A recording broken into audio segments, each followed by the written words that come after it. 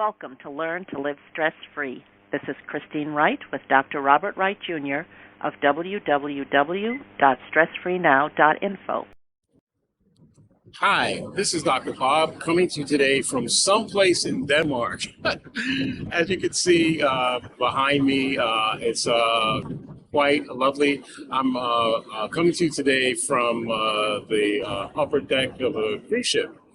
And what I want to talk to you about is why you should consider cruising the Wild Blue Yonder. And so I'm on this cruise, and it's actually a Baltic cruise, and I never really thought of coming to this area of the world. We've been to Latvia, Estonia, we've been to Germany, a few other countries. So like right now I'm in Denmark, and we took off from Amsterdam, the Netherlands, Holland. And so it's been quite interesting seeing places that I never thought of going to, but because it's a cruise, it's very easy to do.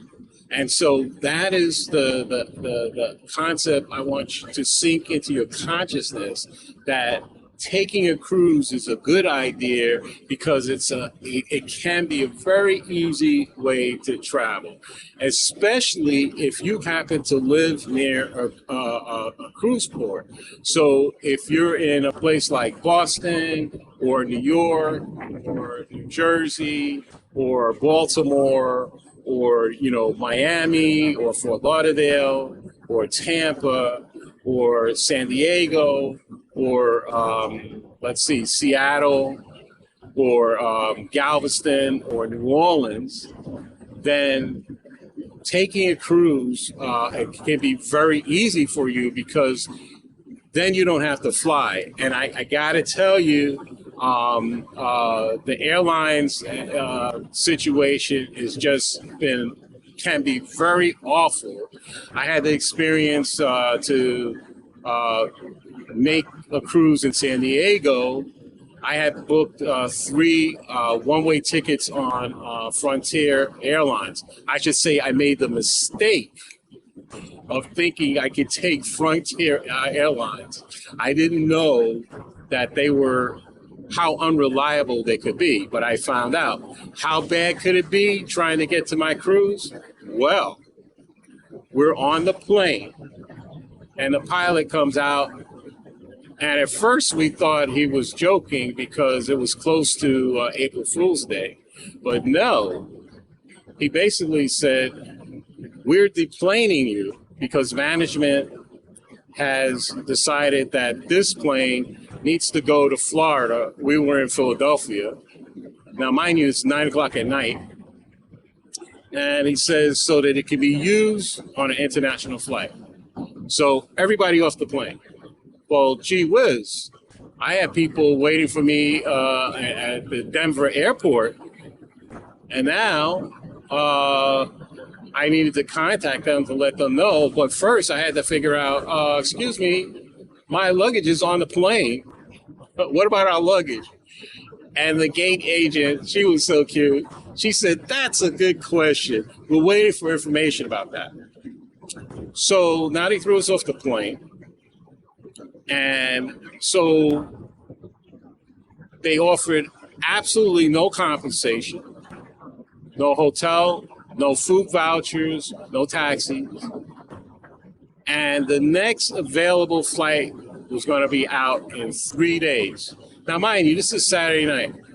So now I said to the gate agent, so you think I'm going to stay in the airport for 3 days so that I could take a Frontier Airlines flight?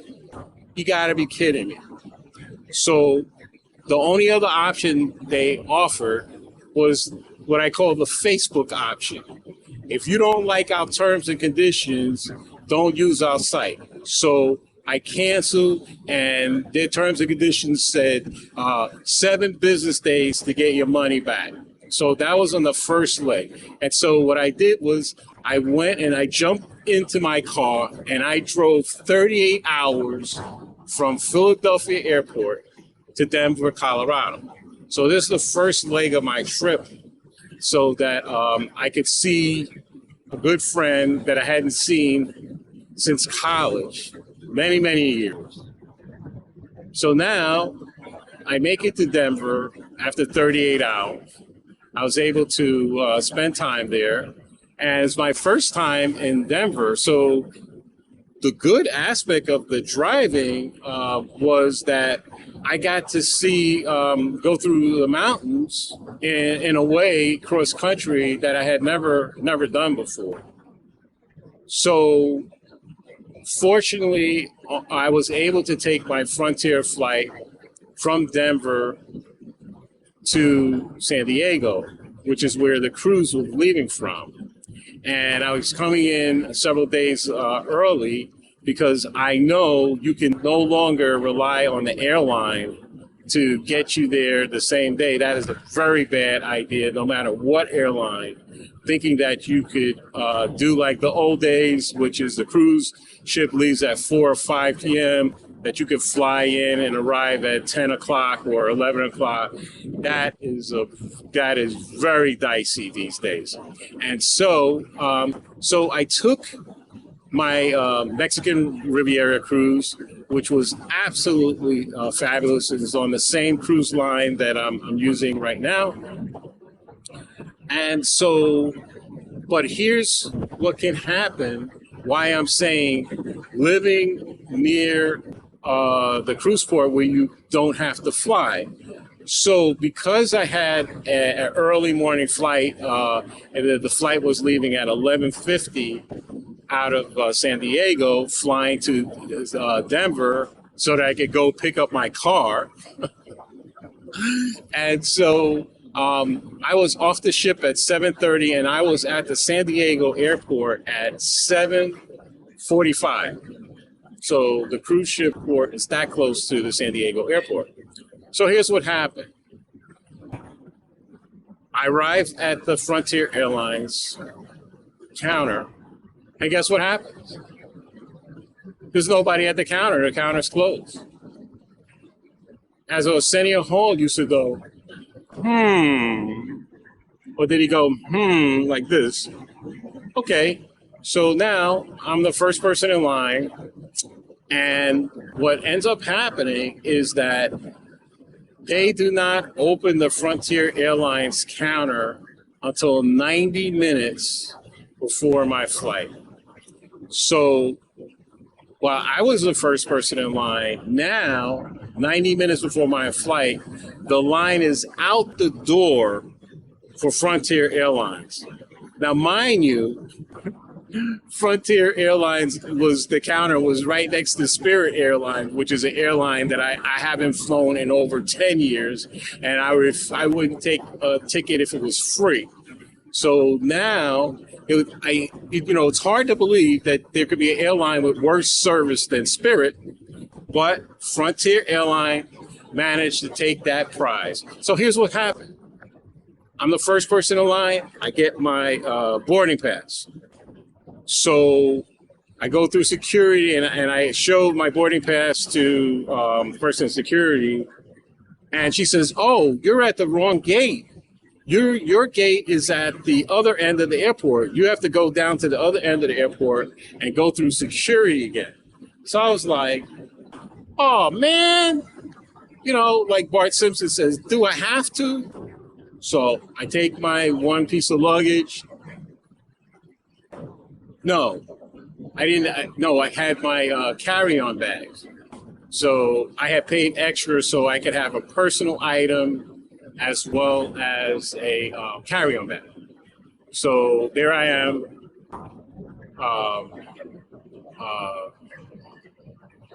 going through the airport through security a second time. So I go through security, and they told me it was gate 33. I always remember that number. So I get to gate 33, So gate 33 or gate 18.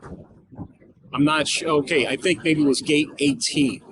So I get to gate 18 after going through security a second time. And the sign says Southwest Airlines. So I'm like, Southwest Airlines? I'm flying on Frontier. So I find a gate agent and for Southwest, and she said, "This is Southwest." So I said, "Well, they told me where I was in the wrong place. That my flight was over here." So she goes, "Let me see your boarding pass." So she looks at my boarding pass, and then she goes, "Well, this is Southwest." She goes, "Oh, I see what happened. The way your boarding pass is smudged, it looks like it's saying gate 18." She says, "But you're actually at gate 10, which is at the other end of the airport, which just happens to be back where I came from." So even though I'm the stress relief doctor, I was pissed off. And I said, no way will I go through security a third time. I feel this was done on purpose, especially given the fact that I was the first person online. So I had never had to go through security like this. So here's how I turned lemons into lemonade. I went downstairs to the gate where I had stayed online as the first person, and now the Frontier counter was empty. I went up to the gate agent and I said, "Excuse me, ma'am, whatever game is being played here by your airline, I know it's the management, so I'm not angry at you. I want you to take my luggage off this flight and give it to me. I'm willing to eat my ticket because this is a flea bag airline, and I refuse to be mistreated like this." And so they took my bag on, and it was very interesting. And I said to the gate agent, I said, "I'm not angry at you because I know this is coming down from the C-suite. This is your CEO. This is how they do business," because what I saw at the beginning, that as the line was getting longer and longer and extending out the door, people saw that the Frontier employees were coming into the locked area, but they weren't coming out. And so their anxiety level was going up. So several people actually went and knocked on the door that said employees only. And so, as I said to the lady, I know this is management because the workers were here over an hour ago, but your management is not allowing you to come out and serve the people. Why? Because their whole thing is their bean counters and they want to cut hours. Okay, so they cut hours. So I took my bag off the flight and I took Greyhound bus lines. Imagine this. Instead of flying to Denver, I took Greyhound bus lines from San Diego to Denver. And so I won't bore you with the other details, but what I'll tell you is that when I took the taxi to the Greyhound station in San Diego, there were, the bus station was in some area where it's like flooded with homeless people. And then when I get to the window, it says, "Cash only, our credit card machine is broken." So I said, "How much is a ticket from San Diego to, how much is a ticket from San Diego to Denver?" And I think they said it was about $280. So I was like, "That much? Just a one-way ticket?" And he said, "Yeah." He says, "But we'll only take it cash." So I looked at my wallet, and it basically only had about $150 cash, and they weren't taking any credit cards. So I said to myself, where can I go where I know they'll have a credit card? So I said, listen, how much is a bus to LA? And then he said some ridiculous price, like $125 on Greyhound to go from San Diego to LA. I said, well, that's ridiculous. And he says, but you can take the Bolt bus or whatever the other bus, and that's only $29 to go from San Diego to LA. So I go, bet. So that's exactly what I did. I took the $29 bus to LA, and then I hopped on Greyhound to Denver. And so I won't bore you with the rest of the details, the stop in Las Vegas and the bus being surrounded by 8 state troopers in Utah looking for drugs, and nor the police waiting in Denver to pat people down at the bus terminal. So the bottom line is that I made it to Denver, and because I didn't fly in, if I had flown in, I would have been flying out that same day and would not have been able to spend time with the friends there. And so I ended up spending 5 additional days in Denver and then taking a 41-hour drive back to Pennsylvania. So here's the really, really good thing. Now, by being able to stay in Denver for 5 days, I actually saw things that I really liked that I would not have seen, and to have dinners and good conversation and a lot of laughter and meet family members that would not have happened. And so that's my lemonade story. So here's the motto. When you're confronted by what appears to be a lemon situation, take a pause and then figure out what are the 2 legs of this situation. Think of the Chinese character for crisis. Crisis has 2 parts, the Chinese symbol. One is crisis, the other is opportunity. And so if you stay focused in the crisis part, you could miss the opportunity. So you have a crisis and then you look for what is the opportunity. And I guarantee you, in most situations, even in horrible tragedies, there is something that you can look to and find.